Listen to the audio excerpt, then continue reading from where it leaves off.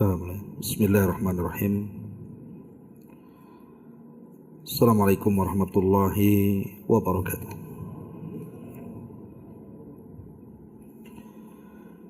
Alhamdulillah wassalatu wassalamu ala Rasulillah wa ala alihi wa sahbihi wa mawalah wa la hawla wa la quwata illa billahi wa ba'du. Alhamdulillah, segala puja dan puji hanya milik Allah subhanahu wa ta'ala. Salawat dan juga salam kita hadiahkan kepada Rasul kita Nabi besar Muhammad sallallahu alaihi wa ala alihi wasallam. Kita lanjutkan kembali kajian kita, masih membahas fikih Asmaul Husna. Dan pada minggu yang lalu kita sudah menjelaskan tentang nama Allah Al-Afu. Dan sekarang masuk pada Al-Ghafur dan juga Al-Ghaffar, yang Maha Pengampun. Ma'asyiral muslimin wal muslimat rahimani wa rahimakumullah. Di dalam Al-Quran Allah subhanahu wa ta'ala banyak menyebut dirinya dengan kalimat Al-Ghafur dan juga Al-Ghaffar. Salah satunya di sini dalam surah Al-Ahzab ayat 73. Wa yatubullahu 'alal mu'minina wal mu'minati wa kana Allahu ghafurar rahima.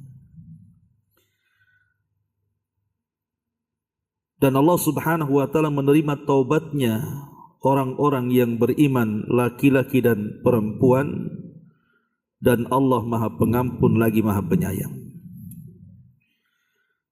Kemudian dalam surah Al-Fat ayat 14, yaghfiru liman yasha wa yu'adzibu man yasha wa kana Allahu ghafuran rahima.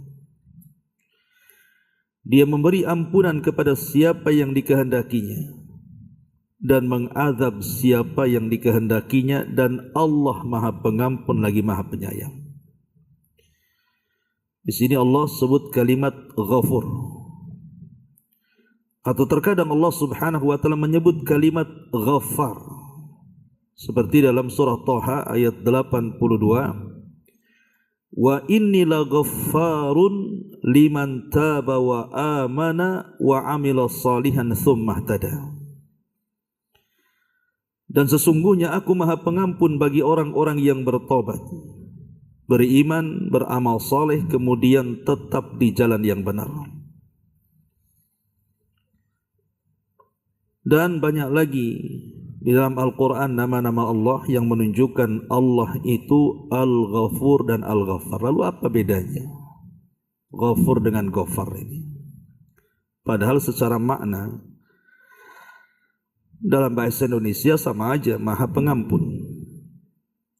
Tapi dalam bahasa Arab berbeda makna Al-Ghaffar dengan Al-Ghafur. Apa bedanya? Para ulama mengatakan kalimat Al-Ghaffar itu lebih tinggi dibandingkan Al-Ghafur. Karena Al-Ghafur itu artinya Allah subhanahu wa ta'ala mengampuni dosa yang besar. Sementara Al-Ghaffar itu mengampuni dosa-dosa yang banyak. Jadi bedanya hanya di kalimat besar dan banyak. Saya ulangi bahwa Al-Ghaffar itu lebih umum dibandingkan Al-Ghafur. Karena Al-Ghafur itu artinya Allah mengampuni dosa-dosa hambanya, baik yang kecil ataupun yang besar. Tapi kalau sudah Al-Ghaffar, artinya Allah mengampuni dosa-dosa yang banyak sekali. Walaupun seorang hamba dipenuhi dengan dosa dalam kehidupannya, kalau dia datang menghadap Allah meminta ampun, maka Allah akan ampuni dosa-dosanya. Inilah makna Al-Ghafur dan Al-Ghafar. Adapun asal daripada kalimat Al-Ghafur atau Al-Ghafar sendiri, ulama mengatakan makna daripada Al-Ghafur, Al-Ghafar secara bahasa itu artinya at-taghtiyatu was-sitru. At-taghtiyah was-sitru artinya menutup. Apa yang dimaksud menutup di sini? Artinya Allah Subhanahu wa taala satiru lidzunubi ibadi, menutup dosa-dosa hambanya. Ma'asyiral muslimin wal muslimat rahimani wa rahimakumullah. Kita bersyukur kepada Allah Subhanahu wa taala, kita ini memiliki Rabb yang setiap hari membuka tangannya untuk keampunan kita. Dosa yang kita lakukan di malam hari, Allah beri kesempatan bertobat di siang hari. Dosa yang kita lakukan di siang hari, Allah beri kesempatan untuk bertobat di malam hari. Bahkan secara khusus Allah Subhanahu wa taala turun ke langit dunia sepertiga malam, dan itu setiap hari. Kemudian Allah Subhanahu wa taala berfirman, "Man yad'uni fa astajibalah, wa man yas'aluni fa u'tiyah, wa man yastaghfiruni fa aghfiralah." Siapa yang berdoa aku kabulkan, siapa yang minta aku kasih, dan siapa yang minta ampun, ku ampuni dosa-dosanya. Itu setiap malam. Artinya Allah tidak berkehendak ada hamba-hambanya yang terus bergelimang dengan dosa. Dikasih kesempatan setiap hari. Bahkan setiap waktu dan detik kita diberikan kesempatan. Dan ini karunia Allah Subhanahu wa taala yang sangat besar. Lah di antara bentuk ampunan Allah Subhanahu wa taala kepada kita, bahwa Allah itu zat yang maha pengampun walaupun kita di atas dosa, adalah Allah Subhanahu wa taala menutupi dosa-dosa kita. Coba Anda bayangkan, kalau seandainya Allah Subhanahu wa taala membuat dosa yang kita lakukan itu ada bekasnya, entah berupa bau, entah berupa warna, entah berupa catatan, atau mungkin ada suara gaib dan mengatakan si fulan sedang berdosa, mungkin tidak ada yang kerasan hidup di dunia. Pasti dia ingin binasa, karena dia harus menanggung malu. Karena satu aib saja Allah Subhanahu wa taala bongkar kepada manusia itu, mungkin kita tidak tahan lagi. Lah Allah Subhanahu wa taala luar biasa. Ini keajaiban Allah itu Al-Ghafur atau Al-Ghafar ya. Di antara keajaibannya, kita tahu bahwa Allah Subhanahu wa taala ketika kita ini melakukan dosa, Allah tahu tidak?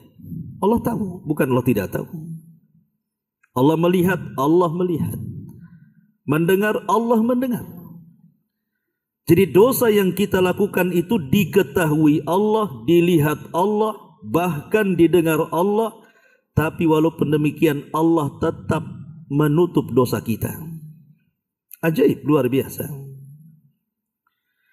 Bahkan ketika kita berbuat dosa juga malaikat mengetahui kita. Apa malaikat tidak tahu kalau kita berbuat dosa? Malaikat tahu kita berbuat dosa. Tapi malaikat juga menutup aib kita karena Allah juga menutup dosa kita. Begitu juga orang-orang yang beriman, yang betul-betul beriman, ketika melihat saudaranya melakukan dosa, maka dia akan tutupi. Karena Nabi SAW yang mengatakan, "Man satara musliman satarahullahu yaumal qiyamah." Siapapun yang menutup dosa seorang muslim, maka Allah akan tutup kelak pada hari kiamat aibnya. Ma'asyiral muslimin wal muslimat rahimani wa rahimakumullah. Lihat bagaimana Allah Subhanahu wa taala di sini menunjukkan kehebatannya bahwa Allah itu Al-Ghafur dan juga Al-Ghaffar. Ketika Adam alaihi salatu wassalam ditakdirkan oleh Allah Subhanahu wa taala bermaksiat di sorga, ketika Allah katakan la taqraba hadhihi syajarah, engkau jangan dekat-dekat pohon ini wahai Adam dan Hawa. Tetapi Allah takdirkan dan tentu di balik itu hikmah Allah Azza wa Jal, Adam pun justru memakan buah larangan tadi. Akhirnya Adam pun diusir dari sorga kemudian ke dunia. Tapi Nabi Allah Adam alaihi salatu wassalam menyesal dengan dosanya. Dan dia tidak pernah putus asa dari rahmat Allah Azza wa Jal dan menginginkan rahmat Allah. Maka dengan sebab itulah Allah Subhanahu wa taala ajarkan beberapa kalimat tobat kepada Adam. Maka Adam pun mengucapkannya dan Allah pun terima tobatnya.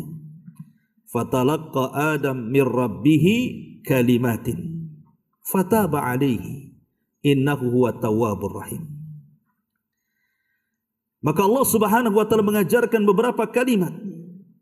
Para ulama tafsir mengatakan maksudnya kalimat di sinilah ucapan Adam alaihi salam, Rabbana zalamna anfusana wa illam taghfir lana wa tarhamna lanakunanna minal khasirin. Inilah kalimat pertama yang diucapkan di permukaan bumi. Siapa yang mengucapkannya? Adam dan juga Hawa. Dia tahu bahwa dia salah, maka dia mengatakan Rabbana zalamna, ya Rabb kami sudah menzalimi diri kami. Wa illam taghfir lana, kalau engkau tidak mengampuni kezaliman kami, wa tarhamna, dan engkau tidak memberikan rahmat kepada kami, tentu kami termasuk orang yang rugi. Tapi di sisi lain, iblis laknatullah alaihi bermaksiat kepada Allah Subhanahu wa taala, tidak menjalankan perintah. Ketika Allah katakan wa idz qala rabbuka lil malaikati isjudu li Adam fasajadu illa iblis aba wastakbara wa kana minal kafirin. Dan ingatlah ketika Rabbmu berfirman, sujudlah kalian kepada Adam, semua malaikat sujud kecuali iblis. Dia enggan, dia sombong dan termasuk makhluk yang kafir. Ketika iblis pun sama-sama diusir dari sorga ke bumi, dia tidak merasa bersalah di hadapan Allah. Bahkan dia cenderung menyalahkan Allah. Dan mengatakan, karena engkau sudah menyesatkan aku, fabima aghwaytani. Engkau sudah menyesatkan aku, padahal dia yang sesat, bukan Allah yang menyesatkan. Dia merasa benar. Dan dia putus asa dari rahmat Allah Azza wa Jalla, maka disebut iblis. Karena dia berputus asa dari rahmat Allah Subhanahu wa taala. Maka Allah pun bukan mengampuni dosanya, justru melaknat dia sampai kiamat dibangkitkan, bahkan sampai masuk neraka. Apa perbedaan Adam dengan iblis ini? Perbedaannya adalah iblis laknatullah, dia melanggar perintah, sementara Adam itu melakukan larangan. Dan dalam kaidah, meninggalkan perintah itu lebih berat dosanya dibandingkan melakukan yang diharamkan. Saya ulangi, ketika seseorang kemudian meninggalkan sebuah perintah, di sisi lain ada orang yang kemudian melanggar sebuah larangan, maka ketika dia meninggalkan perintah itu, tarkul amri asyad min irtikabin nahi, bahwa meninggalkan sebuah perintah itu lebih besar perkaranya dibandingkan seseorang melakukan hal-hal yang dilarang Allah Subhanahu wa taala. Karena dosanya iblis itu meninggalkan perintah. Ketika Allah mengatakan sujudlah engkau, kemudian dia enggan, berarti dosanya iblis apa? Meninggalkan perintah kan. Tapi Adam itu dosanya dia melanggar larangan. Jangan kau dekat-dekat pohon ini. Dekat-dekat pula kemudian dia makan. Makanya dosa orang yang meninggalkan perintah dengan dosa orang yang meninggalkan larangan itu, biasanya orang yang meninggalkan perintah itu sulit untuk bertobat. Tapi dosa orang yang melanggar larangan itu, kebanyakan dia tahu dia sedang melakukan larangan dan dia tahu itu dosa. Ma'asyiral muslimin yang dimuliakan Allah Azza wa Jalla. Contoh saja orang-orang yang meninggalkan salat. Orang yang meninggalkan salat. Salat kan perintah. Aqimus salat, tegakkan salat. Ketika orang itu kemudian mulai meninggalkan salat dan menganggap salat itu sampai kepada taraf tidak wajib karena tidak perlu dengan kewajiban, maka sulit itu bertobat dia. Lain kalau orang berzina, minum khamar, dia tahu itu dosa. Apalagi kalau sudah Allah tegur umpamanya dengan penyakit, tegur dengan berbagai macam ujian, terkadang dia bisa bertobat kepada Allah Azza wa Jalla. Ma'asyiral muslimin yang dimuliakan Allah Subhanahu wa taala. Tapi seandainya pun si iblis ini mau bertobat kepada Allah Azza wa Jalla, apakah Allah tidak mengampuni dosanya? Allah ampuni. Karena Allah itu Al-Ghafur. Dia mengampuni dosa yang besar sekalipun sekelas syirik. Ma'asyiral muslimin yang dimuliakan Allah Subhanahu wa taala. Terkadang kita lihat di masyarakat, ikhwan, saya buat analogi seperti ini ya. Analogi mudah saja.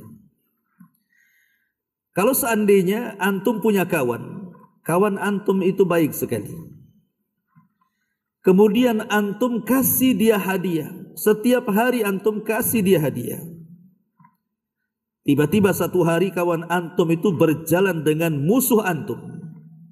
Kira-kira sakit hati enggak? Sakit hati lah. Kan itu.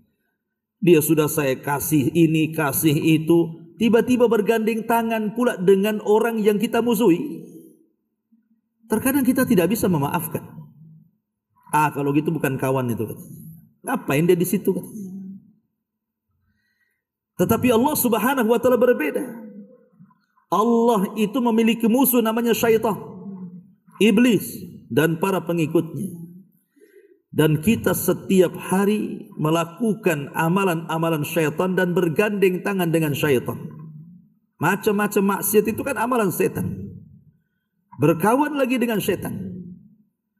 Tapi Allah Subhanahu wa taala tetap menutupi dosa kita dengan ampunannya. Itulah bedanya Allah dengan kita. Makanya dia itu selain daripada Al-Ghafur, mengampuni dosa yang sangat besar, juga dia Al-Ghaffar, mengampuni dosa yang banyak.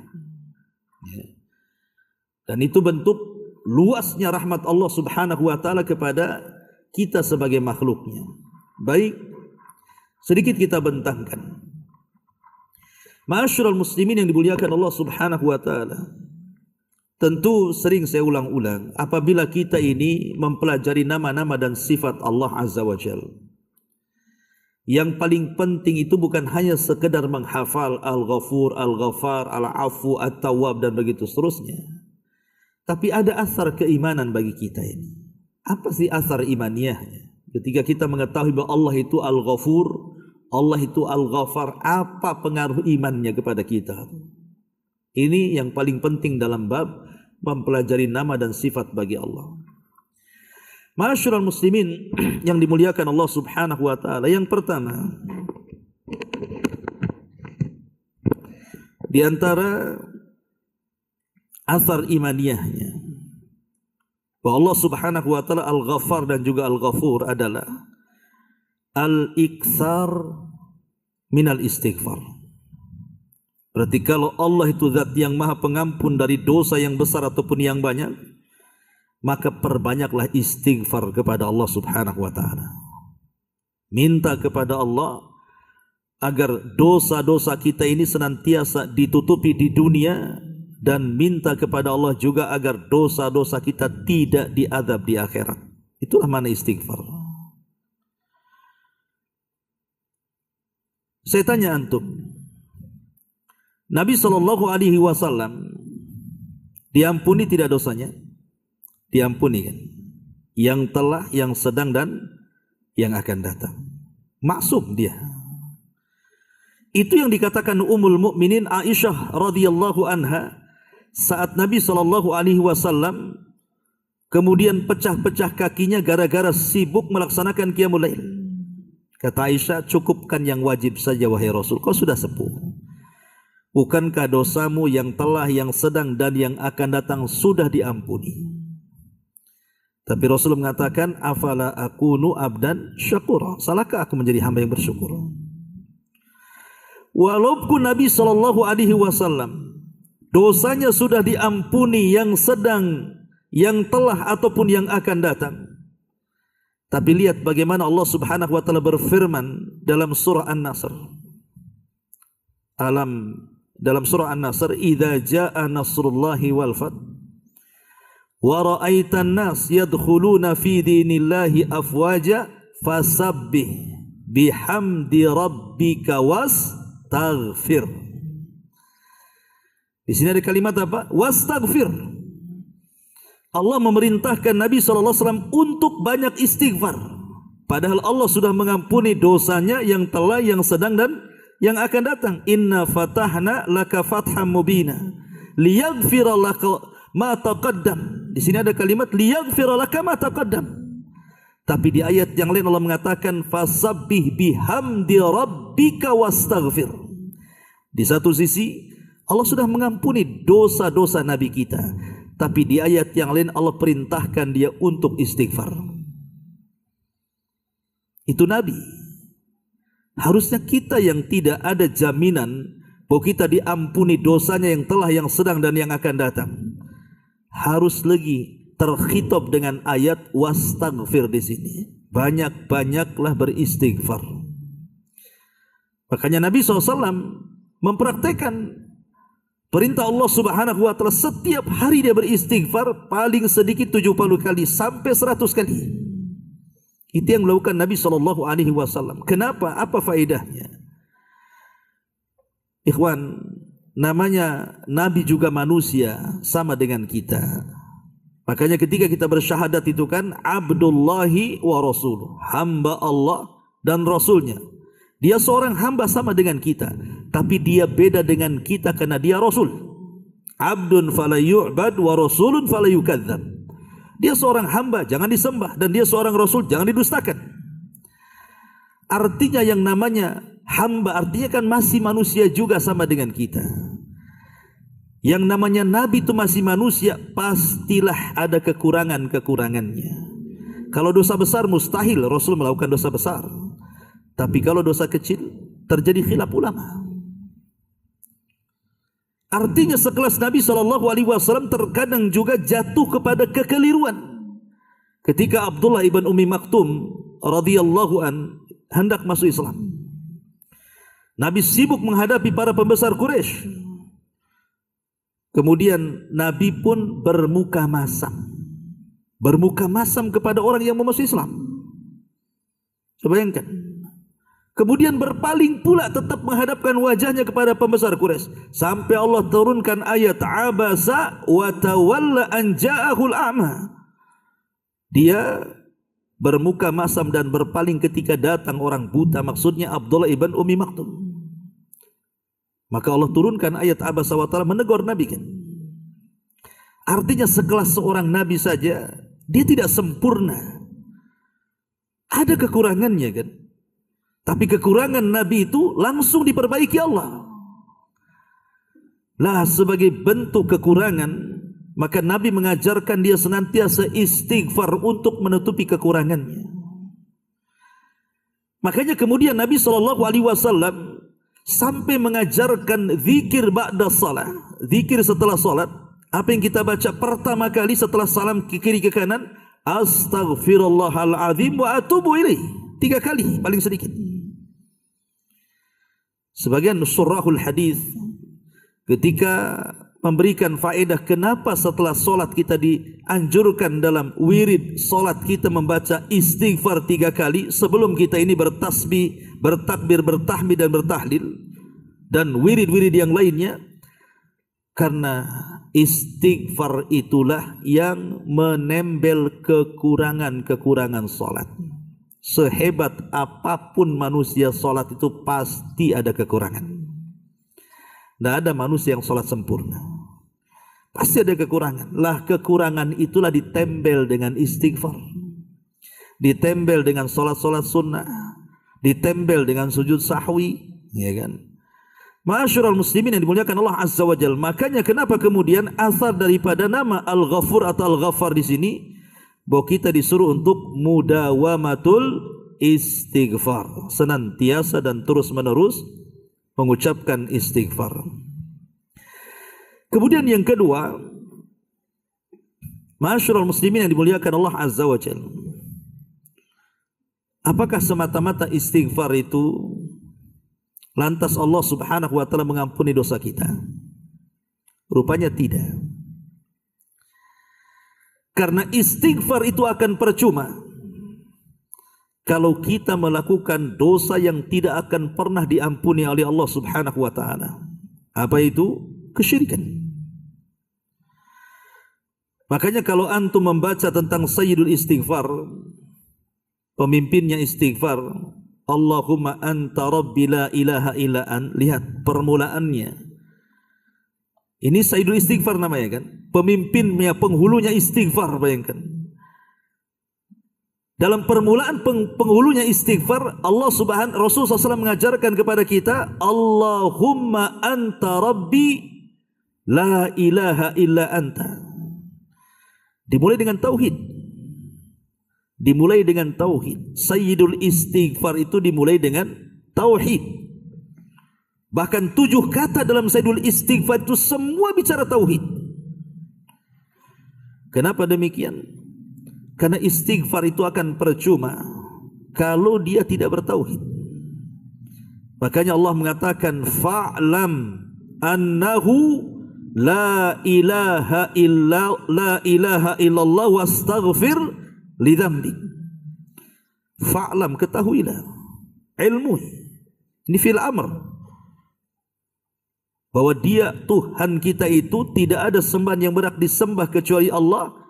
Baru kemudian Allah mengatakan apa? Wastaghfir lidzambik. Baru mintalah akan dosa-dosamu.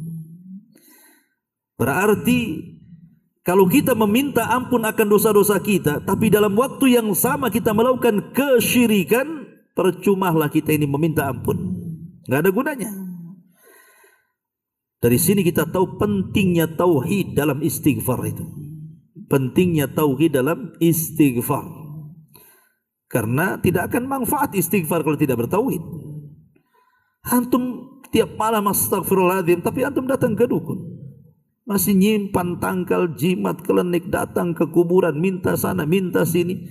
Percuma kita istighfar ini. Maka istighfar itu akan manfaat ma'at tauhid, kalau disertakan dengan tauhid. Ma'asyiral muslimin wal muslimat rahimani wa rahimakumullah. Kemudian yang kedua dari athar istighfar sini, al-wa'yu bi ahammiyati at-taghafuri bainana. Pentingnya kita ini memperhatikan, karena Allah itu Ghafur, Dia mudah mengampuni hamba-hambanya. Dan kita tahu bahwa Al-Ghafur atau Al-Ghaffar ini dari nama-nama Allah Al-Jamil. Nama Allah itu ada macam-macam kan. Salah satunya Ismullah Al-Jamil, ada Ismullah Al-Jalal. Lah Al-Ghafur, Al-Ghaffar ini di antara nama-nama Allah Al-Jamil, yang indah. Dan kalau kita bermuamalah dengan nama-nama Allah yang indah, apa yang harus kita lakukan? Kita harus menirunya. Tashabbahu bi asma'illah. Tirulah nama-nama Allah itu.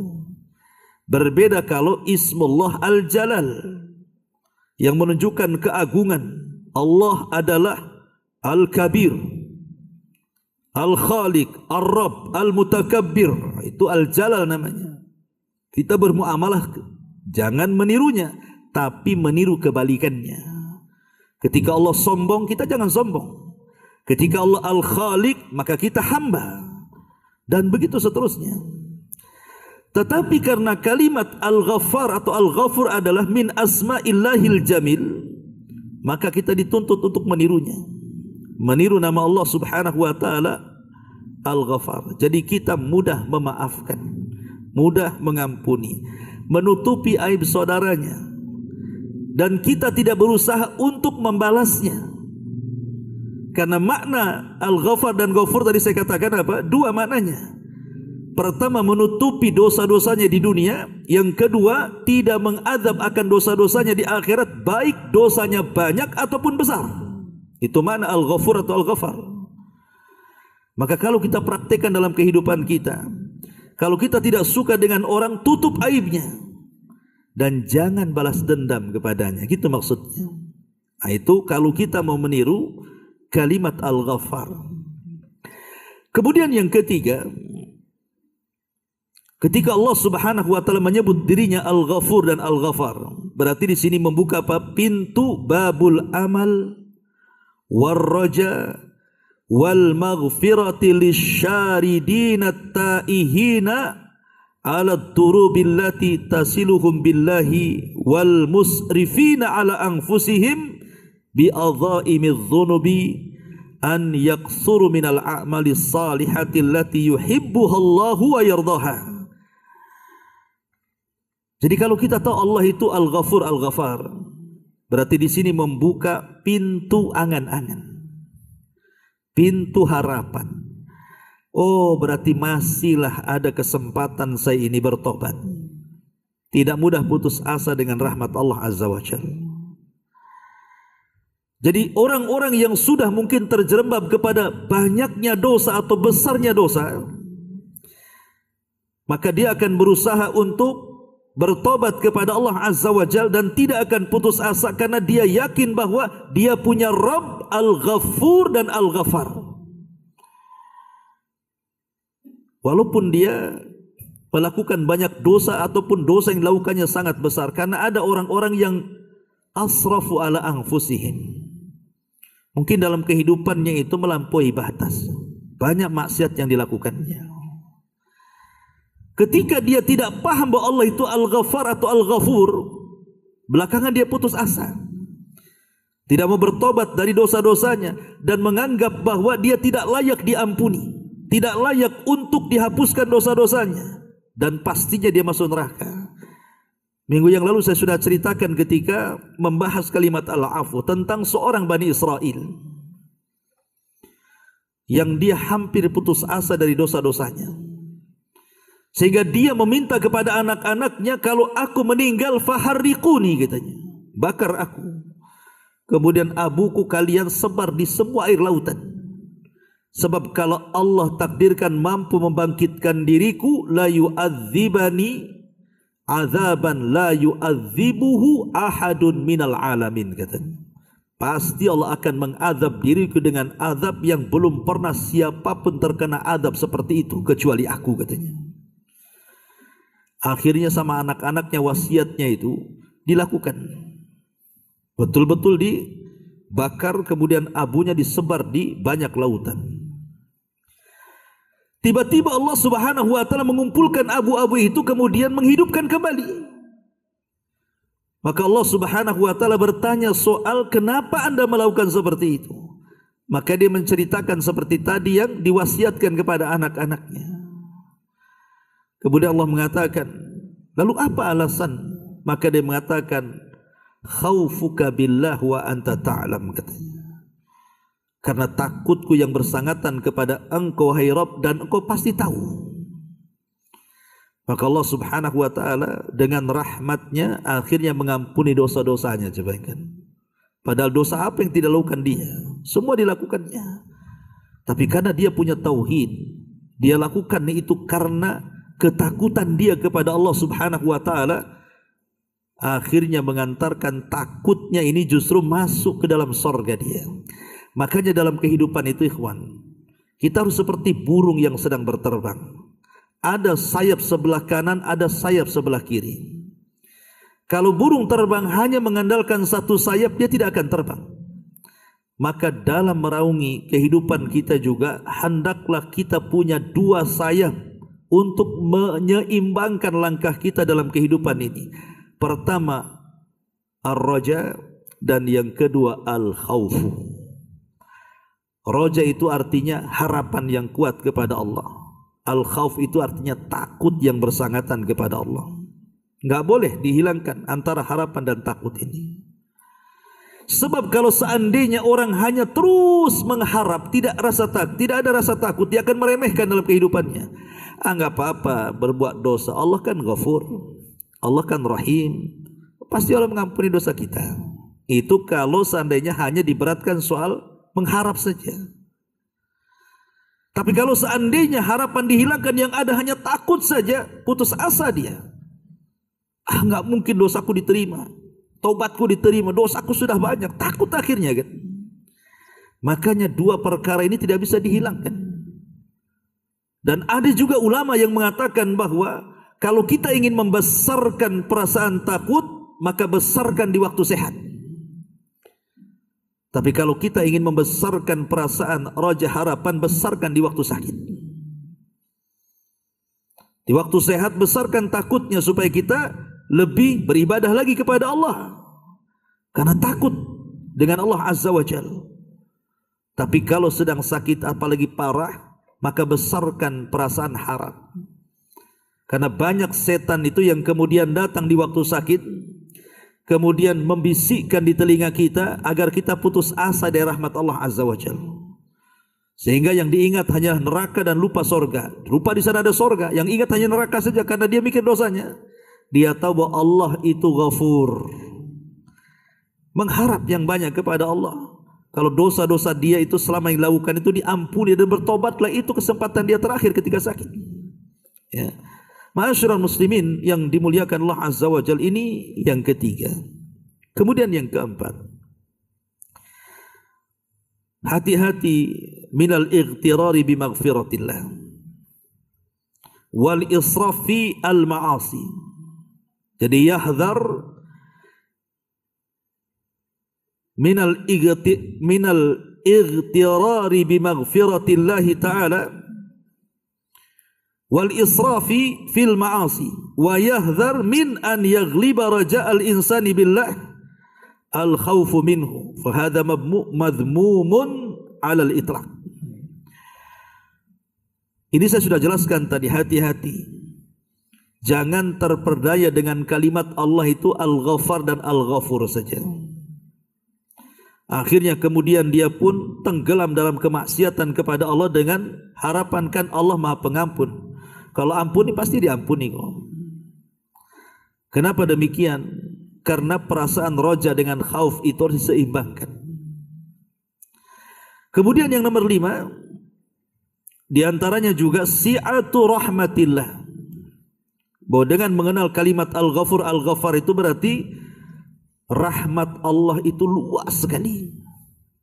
Sangat luas sekali. Sampai-sampai di sini juga muallif hafizahullah taala mencantumkan sebuah hadis.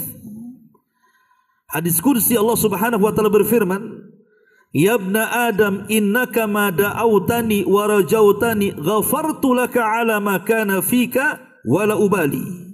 Ya ibna Adam, law balagat tunubuka anana as-sama thumma astaghfartani ghafartu laka wa la ubali. Ya ibna Adam, innaka law ataitani bi qurabil ardi khataya thumma lakitani la tusyrik bi syai'an la ataituka bi qurabiha maghfiratan. Wahai anak Adam, sungguh jika engkau berdoa dan berharap kepadaku, maka aku akan mengampuni dirimu bagaimanapun dosamu, dan aku tidak peduli. Wahai anak Adam, seandainya dosa-dosamu sampai ke atas langit sekalipun, kemudian engkau meminta ampunan kepadaku, maka aku akan ampuni dirimu dan aku tidak peduli. Wahai anak Adam, seandainya dirimu datang kepadaku dengan membawa kesalahan sebesar bumi sekalipun, kemudian engkau mendatangiku dalam keadaan tidak menyekutukan aku, maka aku akan datang kepadamu dengan ampunan sebesar bumi pula. Lihat bagaimana rahmat Allah yang luas di sini. Makanya kalau kita melihat sejarah Nabi SAW sedikit, Aisyah pernah bertanya kepada Nabi SAW soal detik-detik Nabi SAW yang paling perit dalam kehidupannya selain perang Uhud. Karena kita tahu perang Uhud Rasul itu banyak luka di badan, bahkan gerhamnya pecah, bahkan dihabarkan meninggal. Kemudian Nabi SAW mengatakan, ya, ada momen yang sangat perit dalam dakwahku, kata Rasul kepada Aisyah. Kemudian Rasul menceritakan ketika aku berangkat ke Taif. ketika aku sudah tidak bisa lagi berdakwah di Mekah, karena itu kan tidak ada lagi yang bisa membela Rasul. Khadijah sudah meninggal, Abu Talib sudah meninggal, bahkan tahunnya disebut Amul Hazni, tahun kesedihan.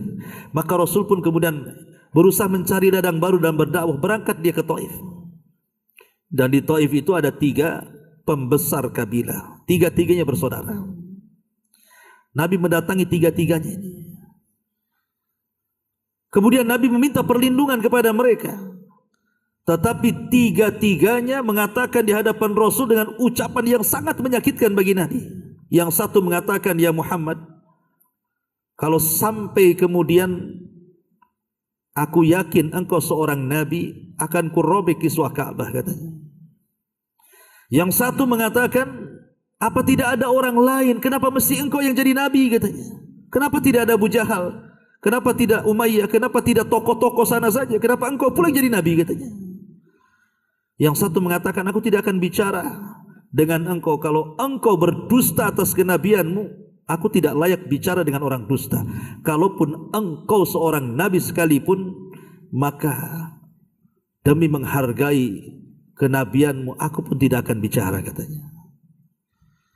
Maka Nabi SAW mengatakan, sembunyikan ucapan kalian bertiga ini, jangan diceritakan kepada orang, karena ini menyakitkan aku, kata Nabi. Tapi apa yang terjadi? Belakangan 3 orang ini masuk Islam, dan semua keislamannya baik. Tidak ada yang mustahil bagi Allah mengampuni dosanya, kan? Yang memecahkan gerham Nabi dalam Uhud, sampai Rasul melaknat dalam setiap kunut subuhnya, setiap kunut nazilahnya, Allahumma al'an fulan, fulan, fulan, fulan. Disebutkan orang-orang yang memecahkan gigi Rasul. Sampai Allah kemudian turunkan ayat, laisa laka minal amri syai'un. Tidak ada urusanmu tentang mereka, wahai Muhammad. Belakangan yang pernah memecahkan gigi Rasul, mereka bertobat 3-tiganya, dan baik keislamannya. Ini menunjukkan apa?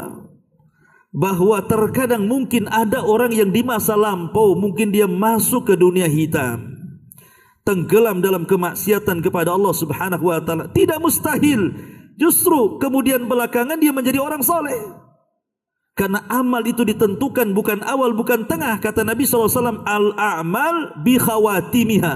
Amal itu ditentukan akhirnya. Karena amal ditentukan akhirnya, ikhwatu fiddin, maka masih ada kesempatan kita berubah.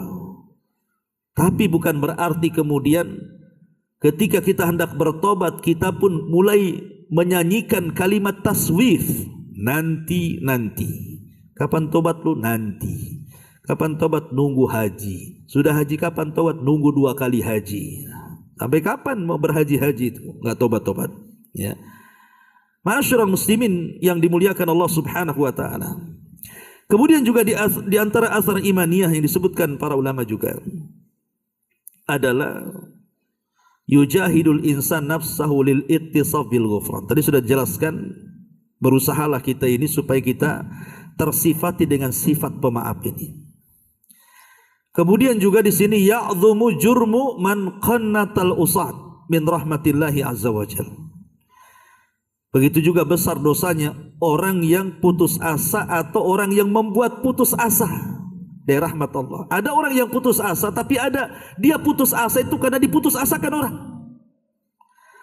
Seperti kejadian siapa? Orang yang membunuh 99 jiwa. Dia datang kepada seorang rahib, kemudian dia mengatakan, apakah orang sepertiku ada ampunan di hadapan Allah? Apa kata sang rahib jahil ini? Dia mengatakan, tidak ada ampunan untukmu karena dosamu sudah melambung ke langit, katanya. Inilah orang yang membuat putus asa orang namanya.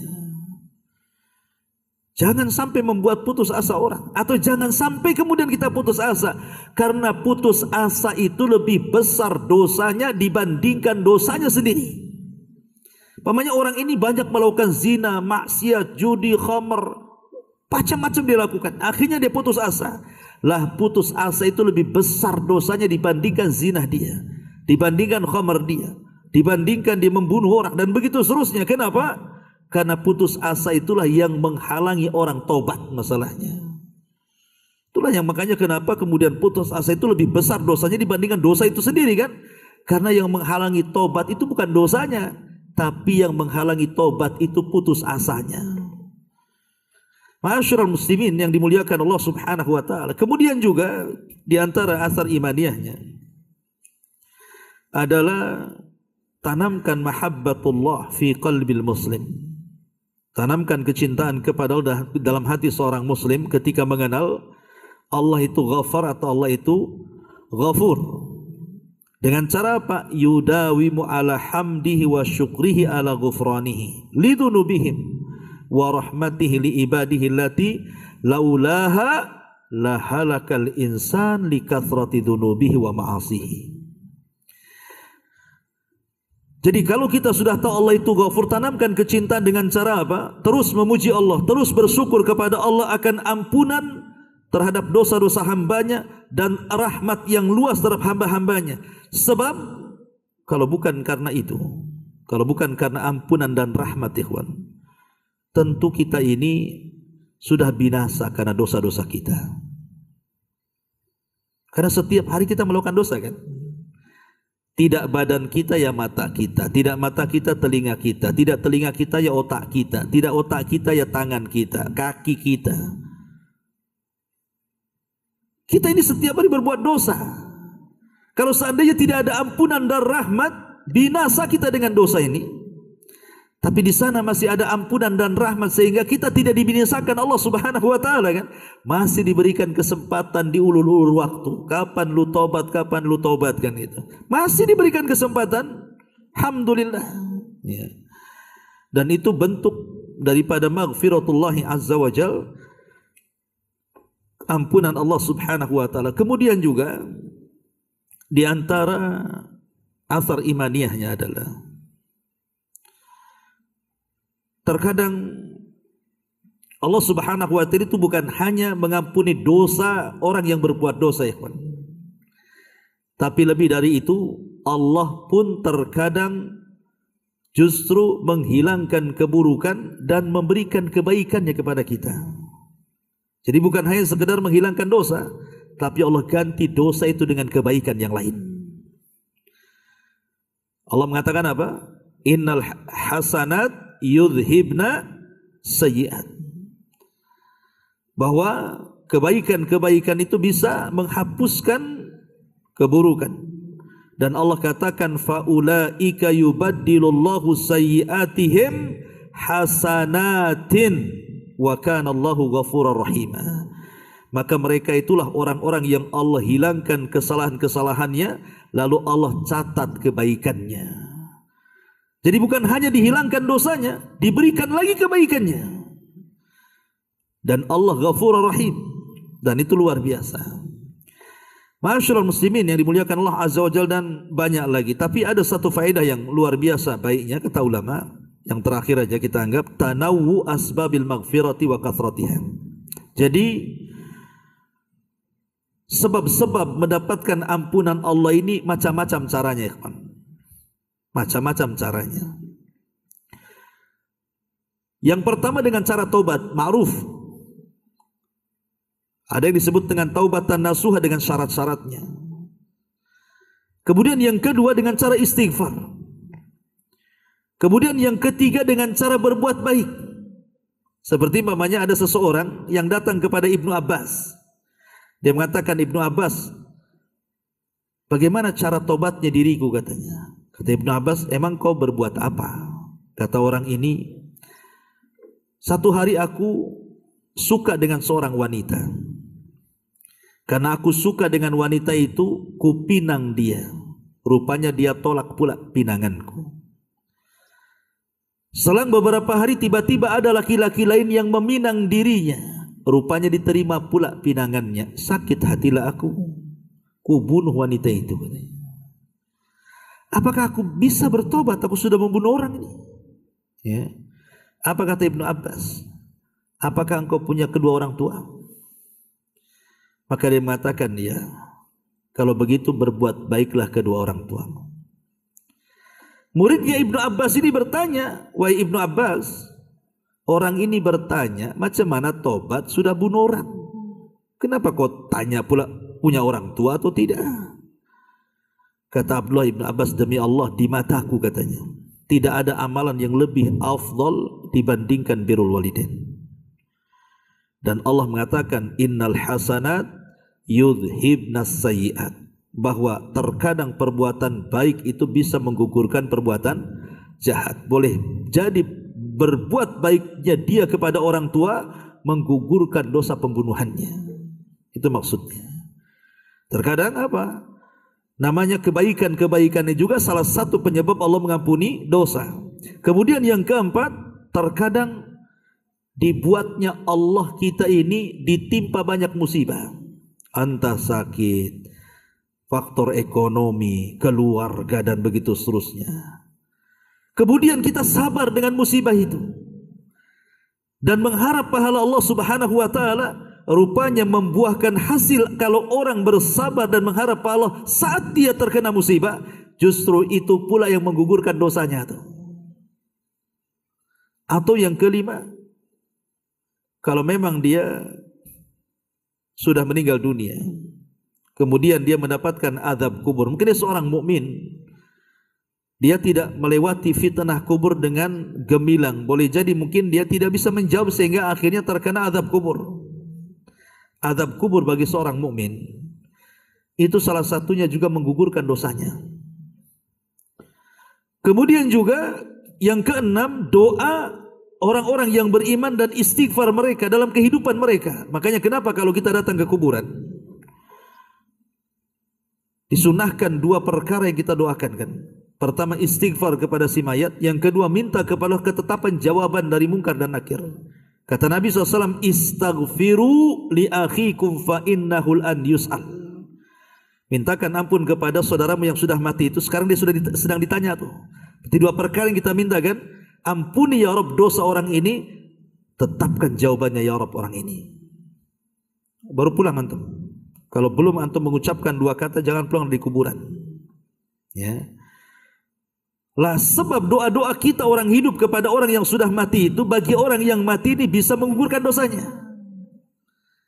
Ini yang keenam. Yang ketujuh, ataupun semasa hidup dia mungkin dia banyak melakukan amal-amal yang bermanfaat bagi kehidupannya. Mungkin dia bersedekah, akhirnya sedekahnya jariah seperti wakaf, atau mungkin dia berdakwah kepada orang akhirnya yang sadar mengembangkan dakwahnya. Ataupun mungkin dia punya anak yang soleh kemudian mendoakan orang tuanya, maka itu juga salah satu yang menggugurkan dosa kita dalam kuburannya. Ataupun yang kedelapan, ahwalu yaum al-qiyamah wa syadaidah. Saat hari kiamat, dengan kengeriannya pada hari kiamat di padang mahsyar itu, kemudian dia melalui tahapan demi tahapan gitu ya, dari peristiwa-peristiwa hari kiamat itu, maka itu pun salah satu penggugur dosa kalau dia seorang yang beriman. Kemudian yang nomor 9, saat dia berada di padang mahsyar kemudian datang syafaat. Syafaat dari para malaikat, syafaat dari para nabi, syafaat dari para syuhada, syafaat dari orang-orang saleh, syafaat dari anak kepada orang tuanya, syafaat dari teman-teman yang baik, maka syafaat juga bisa menggugurkan dosanya. Kemudian yang nomor 9 atau yang nomor 10, ataupun rahmat Allah Subhanahu wa taala. Memang dia tidak dapat syafaat, tapi dia dapat rahmat Allah Subhanahu wa taala. Lah itu macam-macam ampunan Allah Subhanahu wa taala yang bisa menggugurkan dosa-dosa kita. Dan pembahasan yang terakhir adalah beberapa perkara dari amal soleh yang bisa menggugurkan dosa selain daripada tobatnya. Saya baca saja secara singkat. Pertama, keislaman. Kalau orang mu'alaf masuk Islam, apa kata Rasul? Al-Islam yahjubu maqablah. Dengan masuknya kau ke dalam Islam berarti dosa sebelum Islam hapus semuanya, mulai dari nol. Yang kedua, ittiba'us sunnah, mengikuti sunnah Nabi.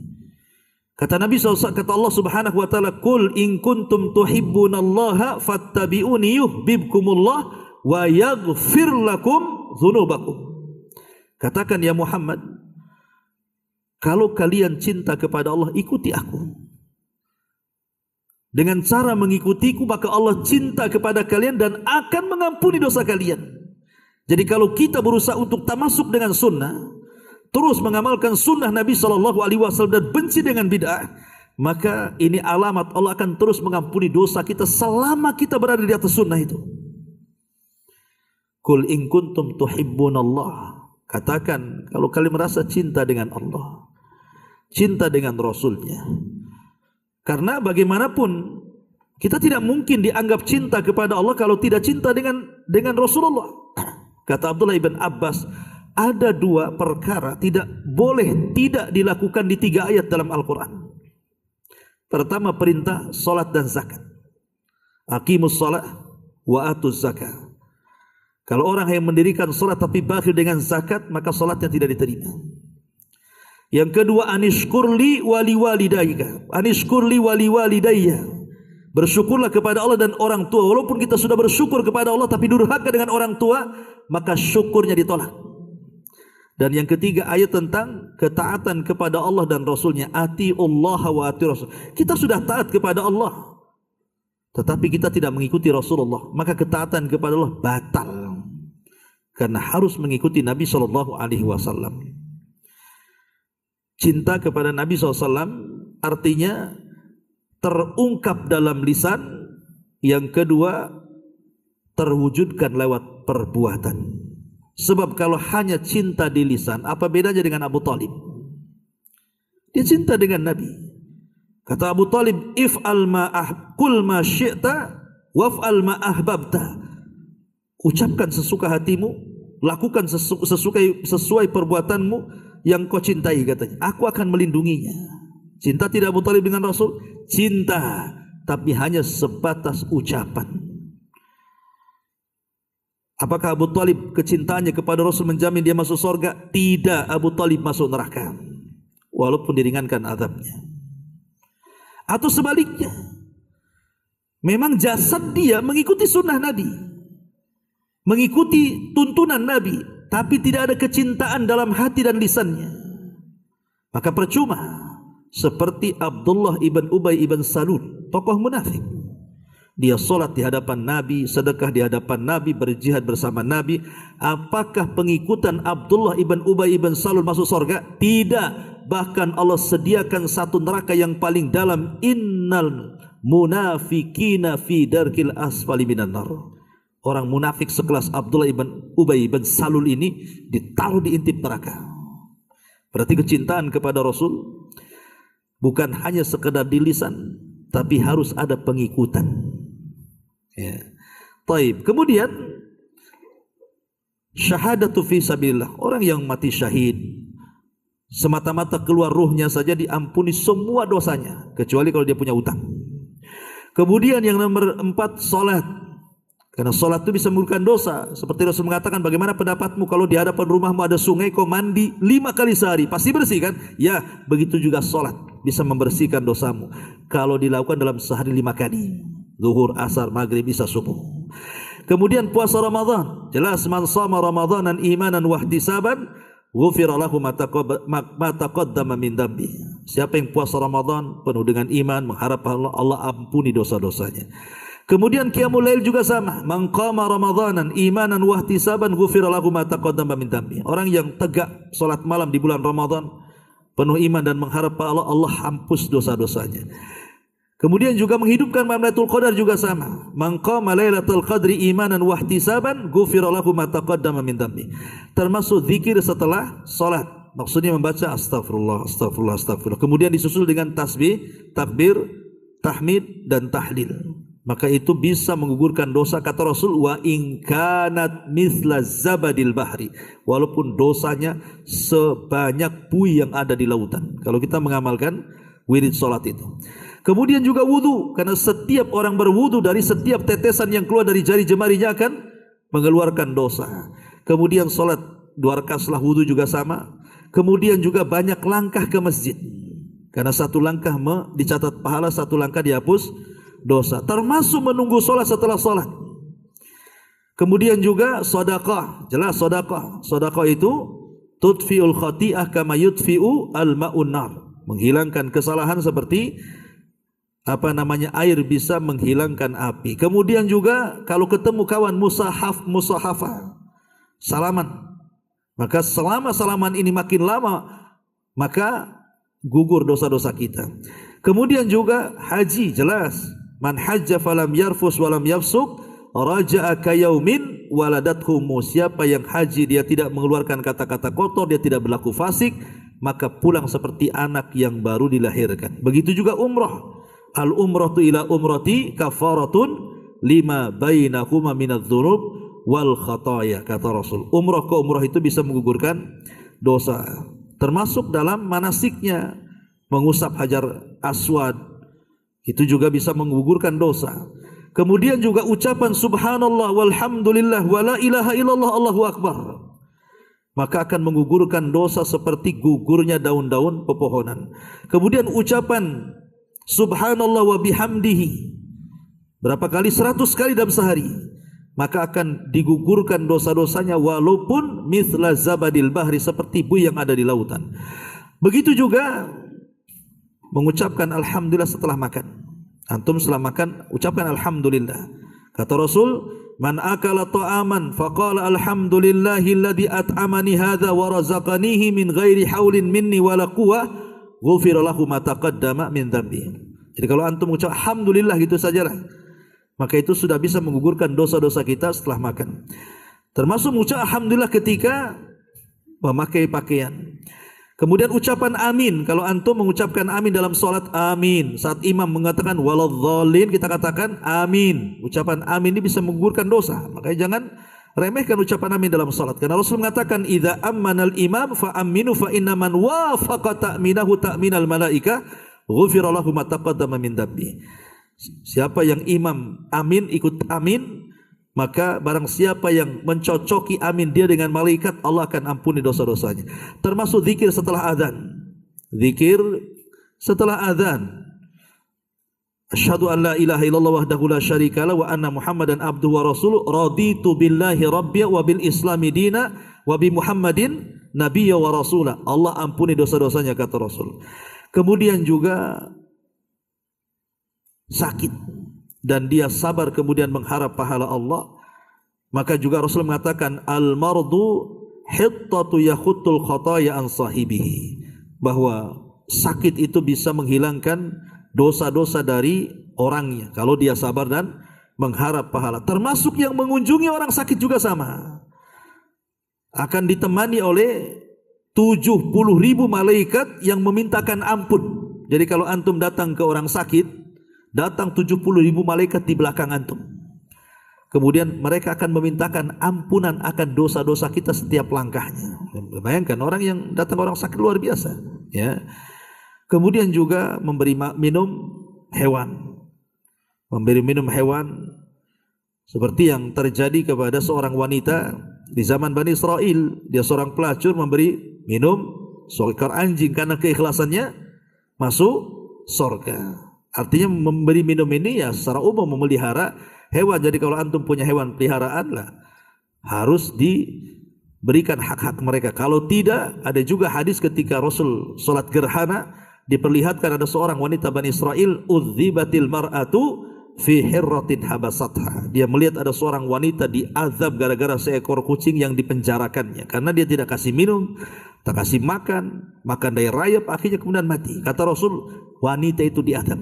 Artinya kalau kita suka dengan peliharaan, ya beri mereka makanan, ya beri mereka ini, ya. Jadi ini diantara juga perkara-perkara yang bisa menggugurkan dosa. Wallahu a'lam bishawab. Adapun faedah istighfar ini banyak sekali. Sebenarnya saya sudah catat hampir 30, tapi juga waktu. Wallahu a'lam. Ini yang bisa sampaikan. Mudah-mudahan ada manfaatnya. Subhanakallahumma bihamdika, asyhadu an la ilaha illa anta astaghfiruka wa atubu ilaik. Allahu ta'ala alam. Assalamualaikum warahmatullahi wabarakatuh.